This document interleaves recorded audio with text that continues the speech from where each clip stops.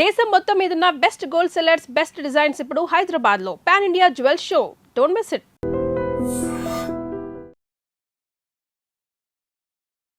భారతీయ సినీ పరిశ్రమలో ఒక శకం ముగిసింది.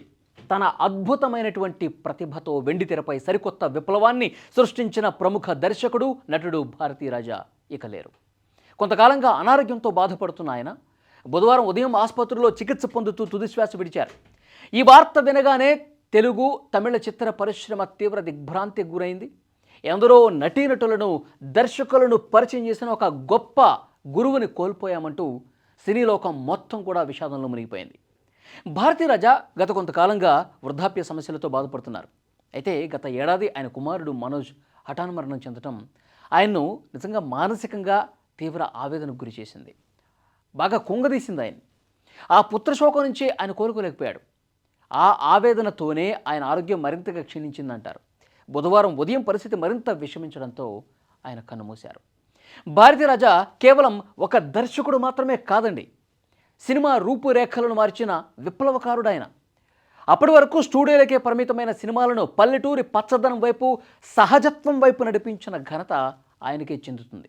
ఆయన సినీ ప్రయాణంలో 40కి పైగా చిత్రాలకు దర్శకత్వం వహించి ఎన్నో మైలురాళ్లను అందుకున్నారు ఆయన.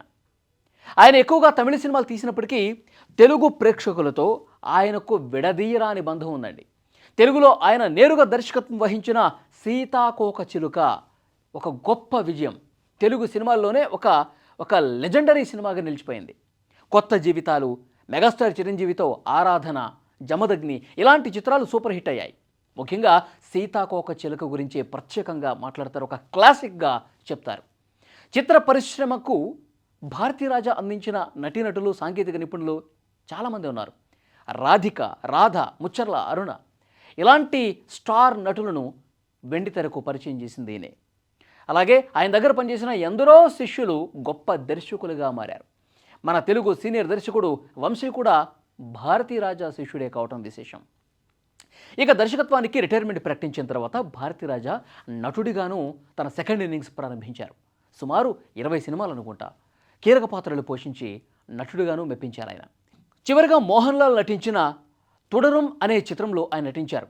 సినిమా రంగానికి ఆయన చేసిన సేవలకు గాను 2004లో కేంద్ర ప్రభుత్వం పద్మశ్రీ పురస్కారంతో సత్కరించింది కూడా. అలాగే ఆయన ప్రతిభకు గుర్తింపుగా 6 జాతీయ అవార్డులు దక్కాయి.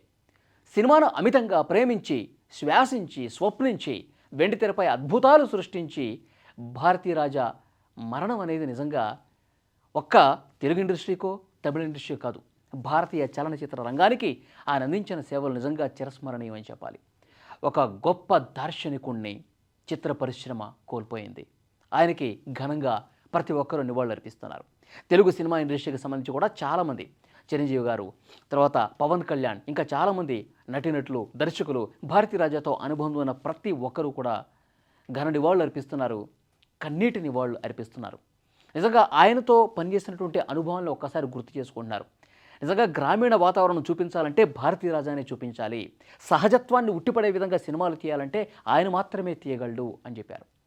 మొన్న రాధిక గారు ఆయన చివరి రోజుల్లో వెళ్ళి కలిస్తే నువ్వు చివరగా చేసినటువంటి లేటెస్ట్ సినిమా ఏదైతుందో దానికి నేషనల్ అవార్డు వస్తుందమ్మా అని చెప్పి భారతీరాజా అంటే, అప్పుడు రాధిక గారు ఏమన్నారంటే, ఆ అవార్డు మీ పాదాల దగ్గర పెడతాను గురువు గారు అని చెప్పారు. అంటే గురువు మీద తనకున్నటువంటి అభిమానాన్ని, ప్రేమను రాధిక ఆ విధంగా వ్యక్తం చేశారనమాట.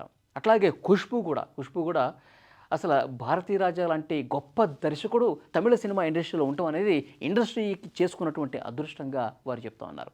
అలాగే రజనీకాంత్తో, కమల్ హాసన్తో ఎన్నో గొప్ప సినిమాలు చేశారు.